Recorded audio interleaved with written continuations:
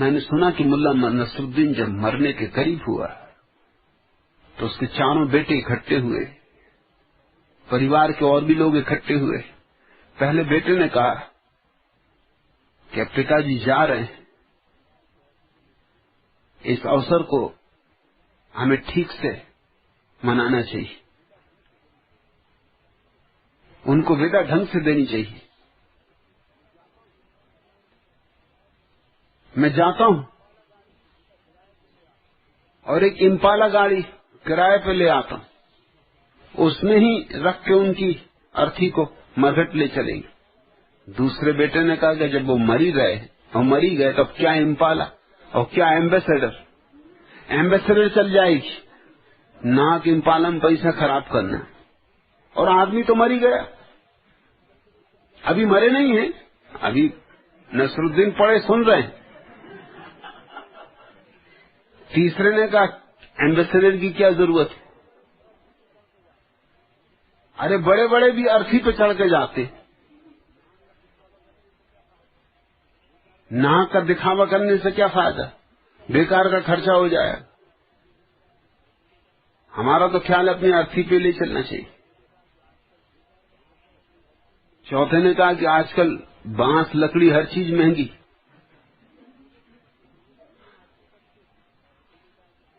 अभी तो हम हट्टे कट्टे, अरे बांधो पोटली में ले चलेंगे उठाकर। मरी गया आदमी तो मिट्टी है, अब उसमें क्या रखा है। तभी नसरुद्दीन एकदम उठ के बैठ गया हाथ टेक के और कहने लगा मेरे जूते लाओ। जूते क्या करोगे? तो उसने कहा कि अरे बेटा अभी तो इतना मुझमें जान है कि मैं खुद ही चल सकता हूं,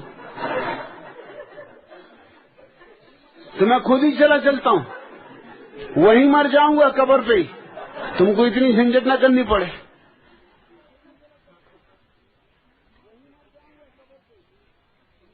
मरते दम तक पकड़ एक ही है। अगर ले जा सको तुम धन मरने के बाद अपने साथ, तो तुम कुछ छोड़ न जाओगे पीछे, सब बांधोगे गठरी और अपने साथ लेके चल पड़ोगे। ले जा नहीं जा सकते, इसलिए मजबूरी में खाली हाथ जाना पड़ता है, दुखी जाते। मेरा अपना अनुभव यह है कि लोग मरते वक्त मृत्यु के कारण नहीं परेशान होते, जितने परेशान होते हैं कि सब कमाया धमाया पड़ा रह जाए। पश्चिम का बहुत बड़ा विचारक लेखक समरसेट मॉम अपने भतीजे के साथ एक बगीचे में टहल रहा था, खुद के बगीचे में। उसने बहुत शानदार बगीचा बनाया, बड़ा भवन बनाया, उसका फर्नीचर बड़ा कीमती, उसकी हर चीज कीमती, उस पर धन बहुत था, कमाया बहुत। उसका भतीजा तारीफ कर रहा था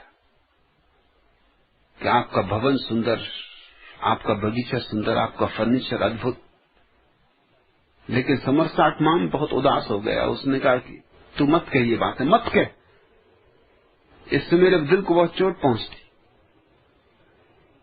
उसने कहा आपको चोट पहुंचती? आपको तो खुश होना चाहिए। उसने कहा क्या खाक खुश होना चाहिए? मैं मर जाऊंगा और ये सब यहीं पड़ा रह जाए, इससे मुझे सोच के भी दुख होता है। ये बात ही मत उठा, मैं मर जाऊंगा और ये सब यहीं पड़ा रह जाए, इसमें से मैं कुछ भी न ले जा सकूंगा, ये सोच के मुझे दुख होता है। जिंदगी भर मेहनत की और यहीं पड़ी रह जाएगी, और कोई ऐरे गहरे नत्थु खैरे मजा करेंगे, इससे दिल को दुख होता है। तो पता नहीं कौन ऐरे गहरे नत्थु खैरे मजा करे।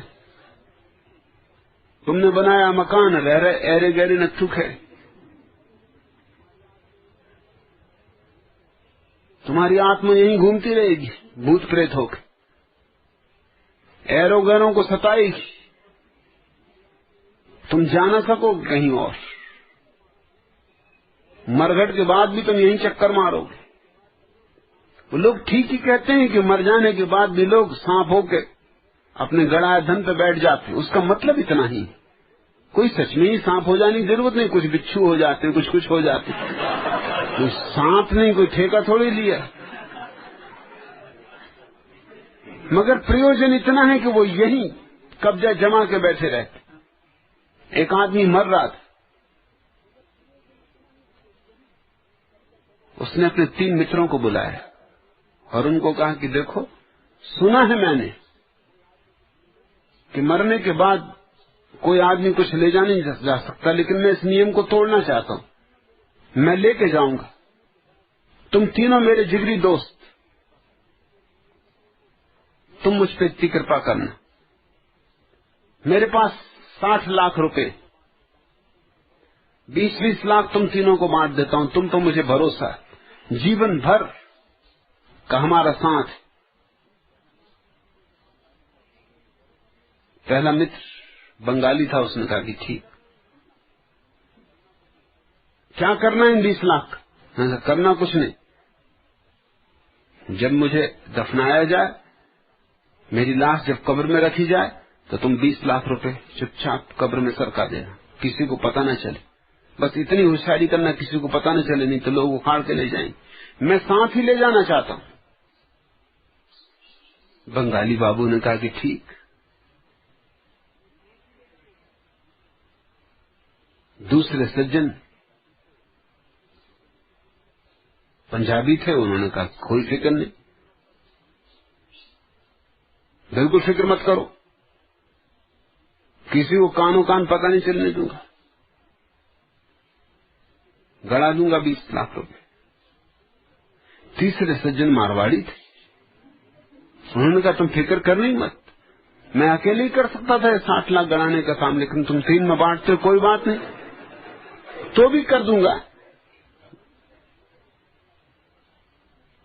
मित्र मर भी गए, सब काम भी समाप्त हो गया, अंतिम संस्कार हो गया, तीनों मिले।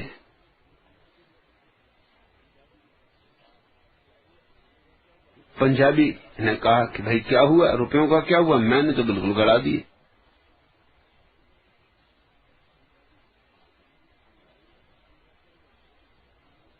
बंगाली ने कहा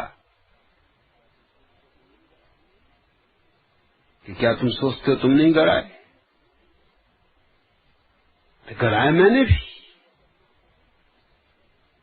आखिर जीवन भर का साथ था। मगर दोनों को शक था मारवाड़ी। दोनों ने पूछा अपनी तो कहो, तुमने क्या किया? तुम क्या समझते हो मुझे? तुमने जो गड़ाए थे 40 लाख, वो मैंने निकाल लिए। 60 लाख का चेक रख दिया। अरे कहां ढोता फिरेगा 60 लाख इतना वजन? सीधा चेक, पर्सनल चेक कि ले जा बेटा।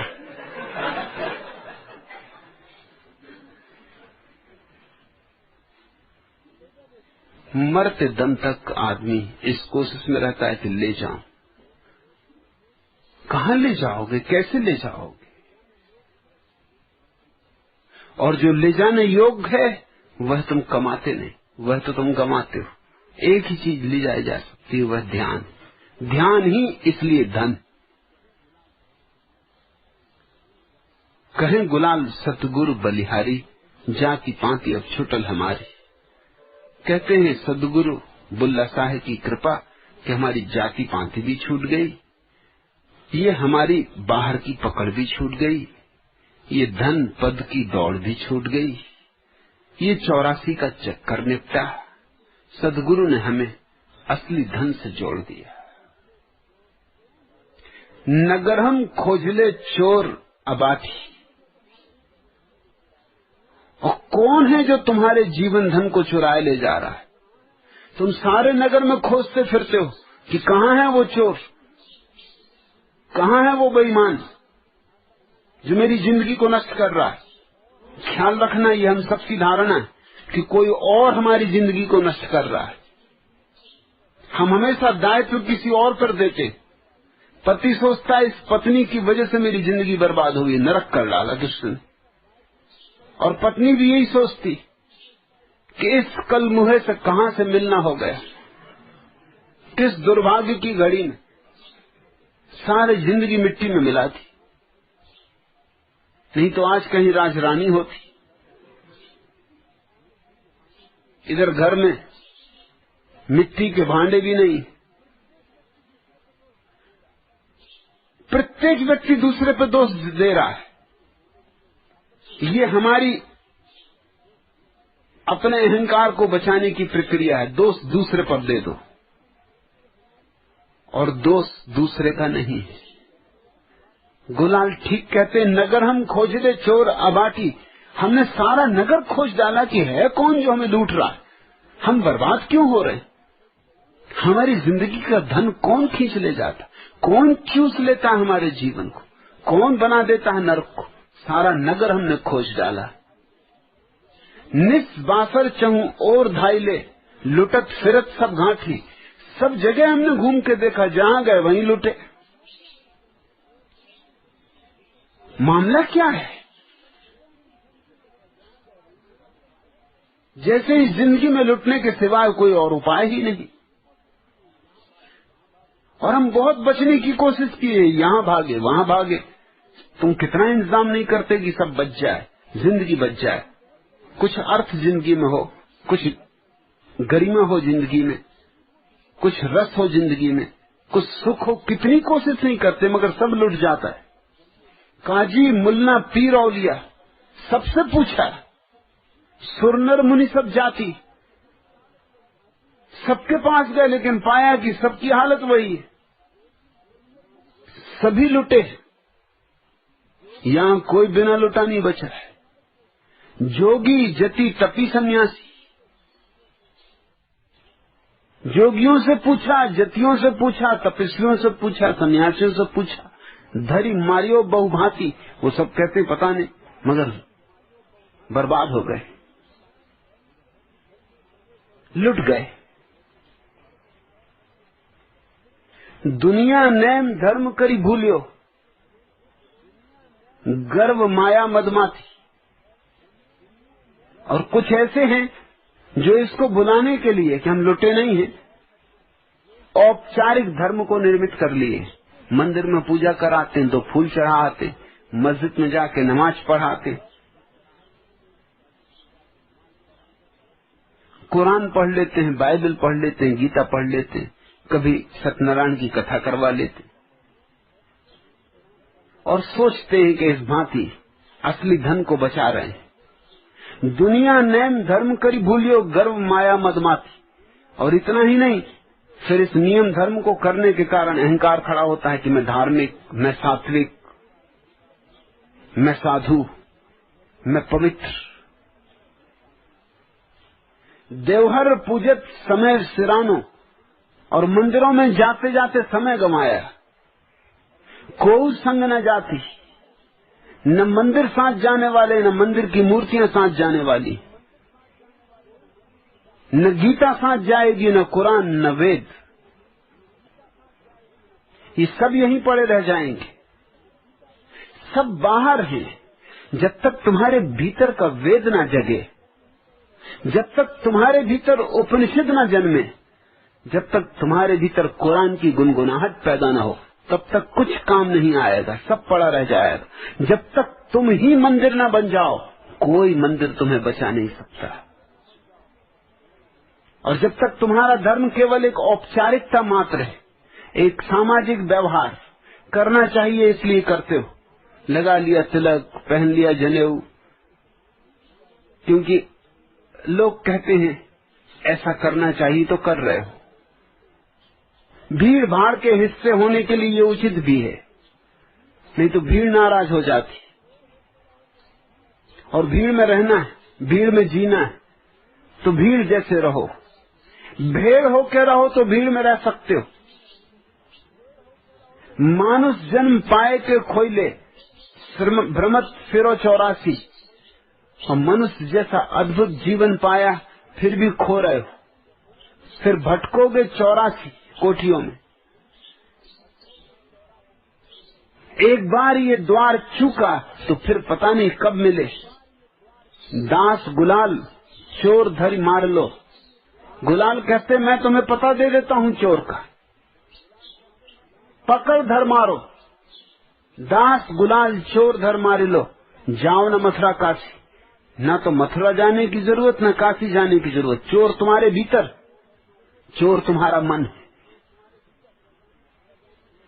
मन तुम्हें बर्बाद किए, मन तुम्हारा नर्क निर्मित कर रहा है। कोई दूसरा तुम्हें नहीं लूट रहा है, तुम्हारा मन ही तुम्हें लुटवा रहा है। मन ही तुम्हें धन के पीछे दौड़ा रहा है, पद के पीछे दौड़ा रहा है। फिर पद के और धन के कष्ट, कोई ऐसा ही तो मुफ्त मिलता नहीं। पद पर जाना चाहोगे तो संघर्ष,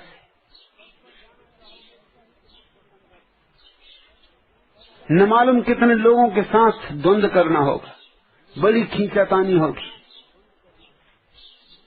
बहुत कुटोगे पिटोगे, बहुत कम संभावना है पहुंच पाओ, और पहुंच भी जाओ तो भी कुटाई पिटाई जारी रहेगी। किसी कुर्सी पे भी बैठ गए तो भी कुछ फर्क नहीं पड़ता, क्योंकि दूसरों को भी उसी कुर्सी पे बैठना है। एक ही कुर्सी पे सबको बैठना है। 70 करोड़ आदमी है इस देश में, सभी को प्रधानमंत्री होना है, सभी को राष्ट्रपति होना है। अब 70 करोड़ कैसे प्रधानमंत्री हो? मेरा बस चले तो मैं तो घोषणा कर दूं कि सब प्रधानमंत्री। झंझट ही क्या है? अपने नाम के पीछे सब प्रधानमंत्री लिखो, आगे राष्ट्रपति लिखो, दोनों काम पूरे एक साथ हो जाए। क्या इसमें उपद्रव मचाना? इतना शोरगुल क्या? सबको सरकारी सर्टिफिकेट दिलवा दूं कि बस तुम राष्ट्रपति।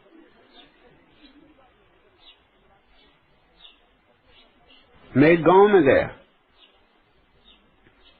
गांव के लोगों ने मुझे कहा एक जगत गुरु भी गांव में ठहरे हुए,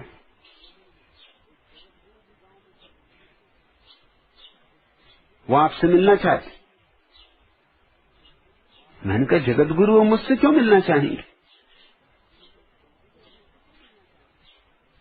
और मैंने कहा कितने जगत गुरु हैं? बड़ा मुश्किल, जगत एक तो कितने जगत गुरु? खैर मिलना चाहते हैं तो ले आओ। वो आए, मैंने उनसे पूछा आपके कितने शिष्य? जगत गुरु होने के लिए कम से कम कुछ तो शिष्य हों।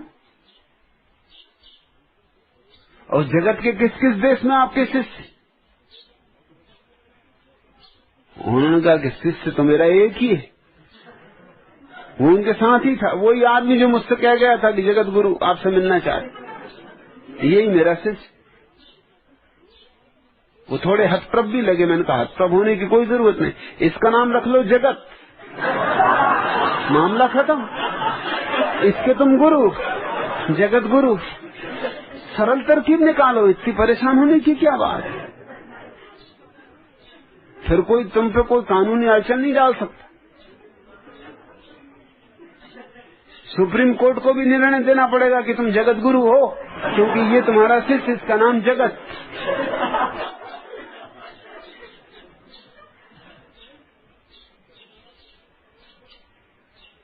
दौड़ है पद की, धन की, सबकी है, तो फिर खींचातानी है बहुत, ऐंचातानी है बहुत, और मिलके भी कुछ मिलता नहीं। मजा तो ये है इस दुनिया में कि चढ़ते रहो सीढ़ियों पे सीढ़ियां, नसनियों पे नसनियां, और ऊपर पहुंच के कुछ भी नहीं, वहां जाके बुद्धू बन जाते। मगर फिर कुछ कहना भी ठीक नहीं, क्योंकि जब अपनी कट गई अब किससे कहना? चढ़ते रहो सीढ़ी, जब बिल्कुल ऊपरी पायदान पे पहुंचोगे तब पाओगे कि आगे कुछ है नहीं, बस यही पायदान था, खत्म। ये सीढ़ी कहीं जाती नहीं, दिल्ली कहीं जाती। मगर फिर जो नीचे चले आ रहे हैं चढ़ते हुए, अगर उनसे कहो कि भैया यहाँ कुछ भी नहीं है, तो वो कहेंगे कि तुम बुद्धू हो, फिर इतने दिन क्यों चढ़ाई किए, इतनी क्यों मुसीबतें उठाई? तो वहां ऊपर देख के भी कि यहाँ कुछ भी नहीं है, आदमी अकड़ के कहता है आहा कैसा आनंद आ रहा है, मैंने सुना एक आदमी की पत्नी उस पर इतनी नाराज हो गई कि उसने उठाया चाकू और उसकी नाक काट दी।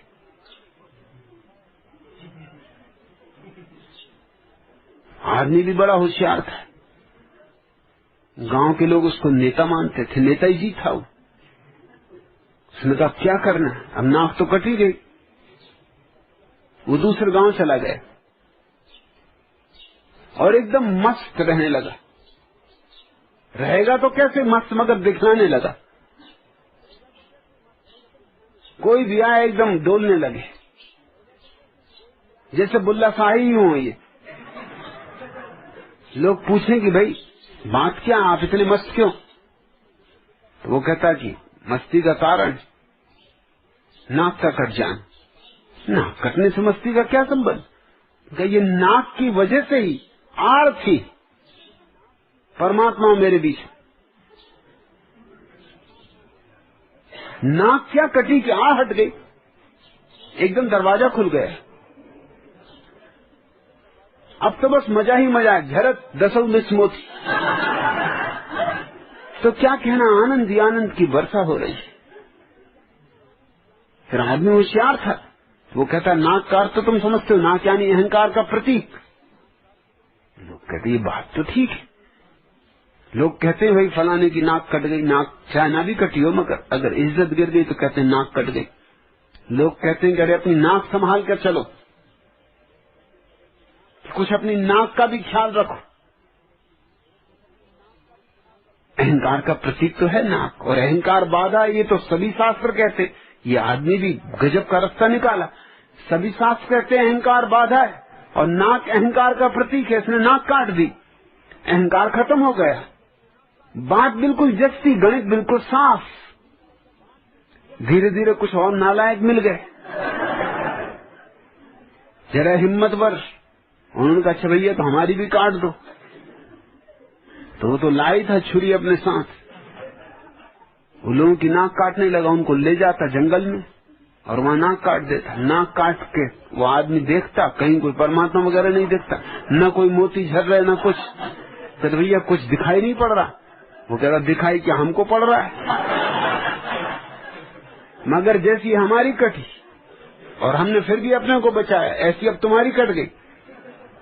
अब अगर तुमने गांव में जाके ये कहा कि नाक तो कट गई, कुछ दिखाई नहीं पड़ता, लोग कहेंगे बुद्धू। अब सार क्या, बुद्धू बनने से सार क्या, हम तुमको बुद्ध बनाए देते। अब तो तुम एकदम नाचते हुए जाओ, एकदम खंजड़ी पीटते हुए, एकदम मस्ती में मस्त। आदमी भी सोचता है कि अब सार तो कुछ है नहीं कहने में। धीरे धीरे गांव में कई नक कटे हो गए, उनकी जमात हो गई, और जहां मिल जाते उनकी मस्ती देखने लायक होती। बात कहते हैं राजा तक पहुंची। राजा भी खोजी था, उसने कहा कि हम भी जिंदगी भर हो गई, खोज नहीं हुई। अगर नाक कटने से मिलता हो तो है भी क्या शरीर में रखा, आज नहीं कल मरी जाएंगे, कटवाई दो नाक। वजीर ने कहा तुम जरा ठहरो, इतनी जल्दी मत करो, पहले मुझे पता लगा लेने दो। वजीर होशियार आदमी था, उस आदमी को ले गया अलग जंगल में और उसकी अच्छी पिटाई की। अब कहा तू सच सच बता। अब आप ज्यादा पिटाई कर रहे हो तो मैं सच सच बता देता हूँ, तो मेरी पत्नी ने मेरी नाक काटी। और फिर अपनी बचाने के लिए कौन इंसान नहीं करता। अरे कट गई तो कट गई, मगर कुछ तो उपाय करना ही पड़ता। सो मैं अपनी बचा रहा हूं। और इन लोगों ने भी मुझसे कटवा ली, अब ये अपनी बचा रहे हैं। और इतना मैं पक्का कहता हूं तुझको कि राजा की भी कट जाए तो वो भी बचाएगा। ये देर कटने तक की है, कटने के बाद तो एकदम निर्वाण का अनुभव होना निश्चित ही है।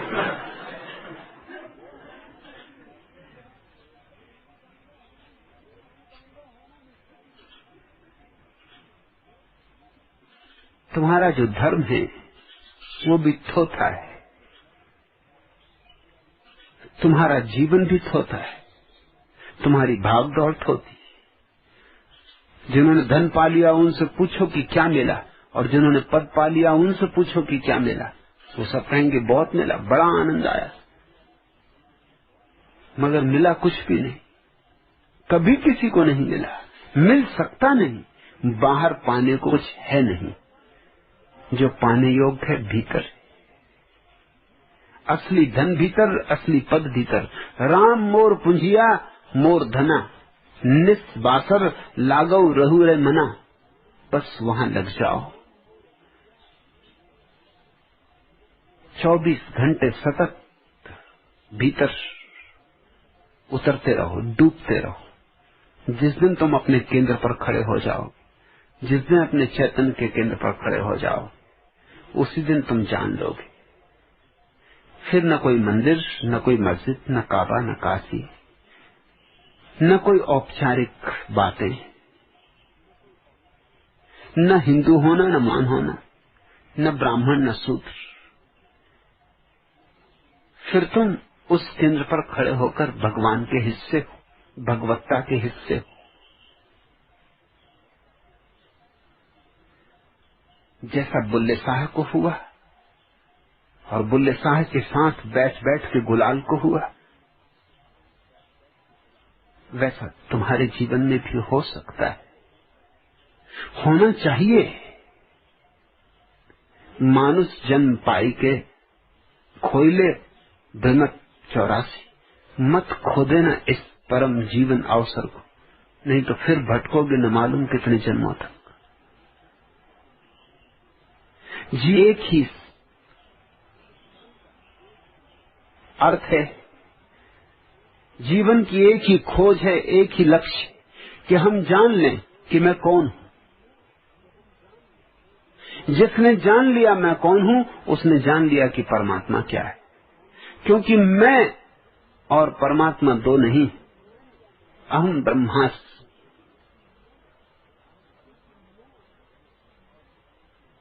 तत्वमसि। आज इतना है।